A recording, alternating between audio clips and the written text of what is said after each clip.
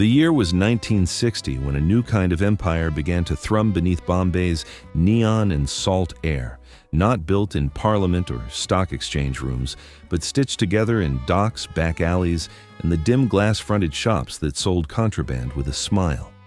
In the beginning, it looked like business.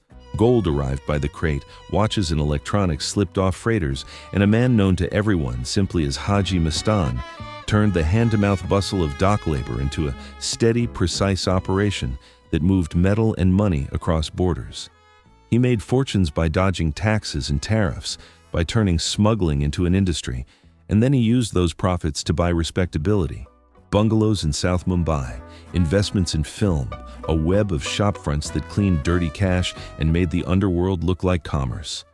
His network did not rule by constant bloodletting. It ruled by the quieter methods of control, payoffs, partnerships, and the power to make inconvenient problems disappear.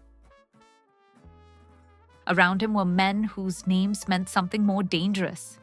Karim Lala, the Pathan Don, had roots in the city that ran deep into the dockyards. He and his clan controlled gambling dens, protection rackets, and the hashish and contraband routes that fed a hungry market. Where smuggling became muscle, Lala's crews provided the muscle: extortion, protection, and the occasional contract killing.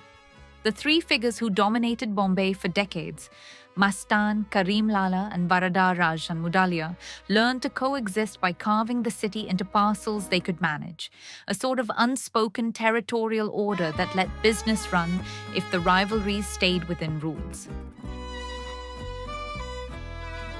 Into that ordered shadow walked a young man from Dongri, whose rise would redraw the map.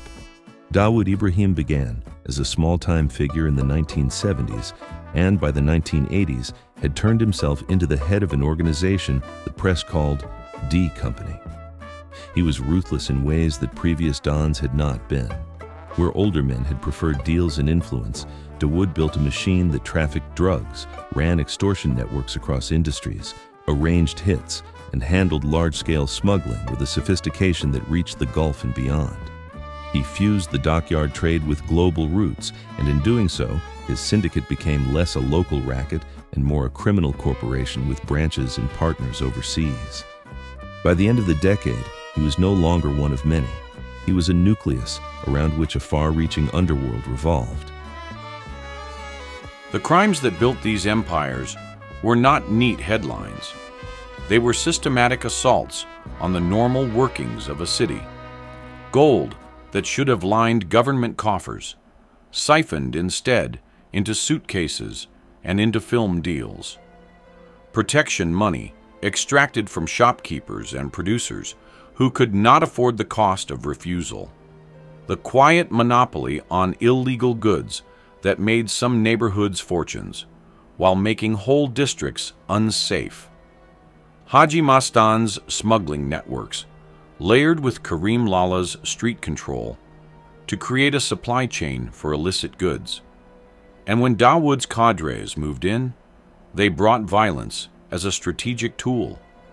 Murders that served business plans, bombed rivals that allowed new markets to open, terror used to intimidate entire sectors into paying for security. There were particular incidents that marked the business-like escalation. Smuggling of gold and electronics in the 1960s and 1970s funded an industry of corruption. Customs officials, dock workers, and local politicians sometimes became part of the circuit because the money was overwhelming and the punishments inconsistent. The underworld learned early that money bought silence, and silence bought freedom to build more money. Financing of films was one visible outcome. The camera facades of Bombay's movie industry masked a parallel world where illegal proceeds bought scripts, stars, and protection. In some cases, underworld money rescued failing producers and rewired the film economy itself, making cinema not only a cultural engine, but also an avenue for laundering influence. Extortion became a fixture. The word protection was euphemism thinly veiling the simple fact that businesses paid so they could trade without fear of arson, vandalism, or bodily harm. Builders and contractors discovered that contracts could only proceed if local muscle leaned on inspectors or shifted police attention. Where politics and crime overlapped, the cost of getting things done became a tax levied by invisible authorities.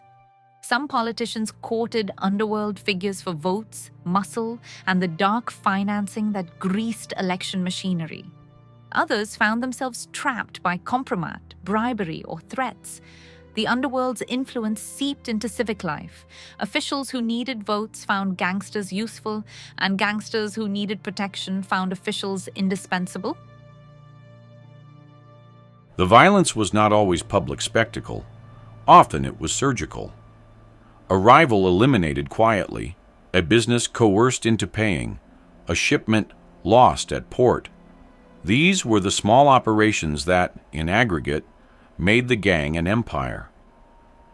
But when the underworld decided to show muscle, it did so to rewrite maps quickly. Turf wars left neighborhoods scarred. Assassinations changed who sat at a table. And mass terror was sometimes the ultimate statement of reach. By the late 1980s, the patterns were clear. Dawood's syndicate had moved beyond smuggling into narcotics distribution, large-scale extortion, and alliances that spanned continents. International partners helped move contraband and provided safe havens. That global footprint is why, years later, international bodies would place sanctions and wide-reaching travel restrictions on figures who had begun life on Bombay streets.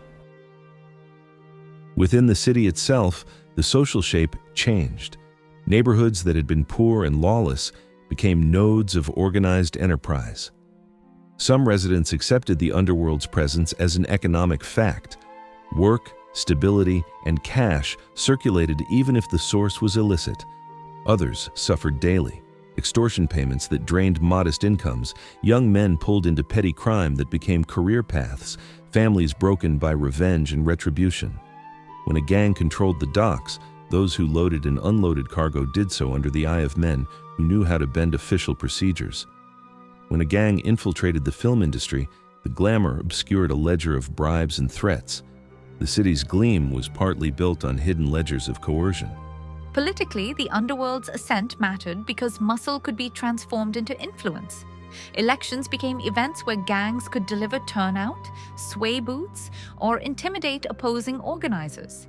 Politicians used gang networks for retrieving votes in volatile wards.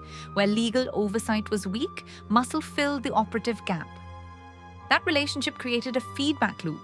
More influence meant more access, and more access translated into impunity. In some cases, criminal money found its way into party chests, subtly changing policy priorities to favor construction booms or licensing schemes that would reward backers. The interplay between crime and governance thus altered policy outcomes in ways that benefited the underground economy.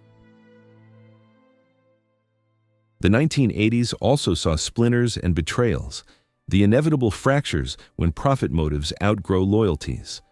Alliances shifted, lieutenants went rogue, and bloody feuds replaced the old rules. The violence of these feuds remade the underworld from a loose set of merchants and musclemen into rival corporate entities willing to use lethal force to seize market share.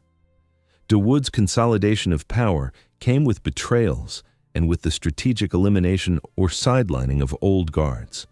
Those inside the system learned quickly that the old bargains, tacit non-interference and division of turf, no longer guaranteed safety. The market had become winner-take-all. By the end of the decade, the city had been transformed. The docks were still docks, and the film still rolled, but a shadow state had spread its roots.